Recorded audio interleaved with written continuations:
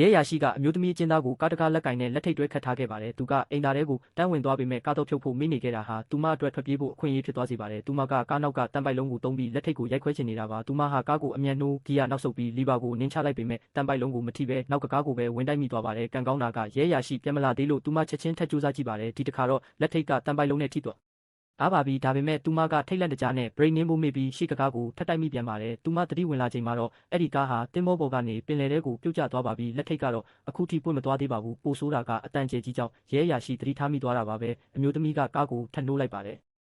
ဒီတစ်ခါတော့အဆင်ပြေသွားပြီးကားတကားလက်ကင်ပါခြောင်ထွက်လာပေမဲ့ရဲအရာရှိကသူမစီကိုအပြင်းထန်ပြေးလာနေပါပြီ။သူမတကားနဲ့မှန်တွေကိုအမြန်ပိတ်လိုက်ပေမဲ့ရဲအရာရှိကကားမှန်ကိုလက်သီးနဲ့ထိုးခွဲလိုက်ပါတယ်။သူမလည်းကြောက်ကြောက်လန့်လန့်နဲ့လီဗာကိုအဆုံးထိနှင်းပြီးပင်လယ်ထဲကိုမောင်းချလိုက်ပါတော့တယ်မထင်မှတ်ပဲအဲ့ဒီရဲအရာရှိကလည်းကားထဲကိုလိုက်ပါစီးနှင်းသွားပြီးမကြခင်မှာပဲသူတို့နှစ်ယောက်လုံးပင်လယ်ထဲကိုအတူတူပြုတ်ကျသွားကြပါတယ်။ပင်လယ်ရေတွေတဖြည်းဖြည်းဝင်လာပြီးကားကလည်းပင်လယ်ကျမ်းပြင်ကိုနစ်မြုပ်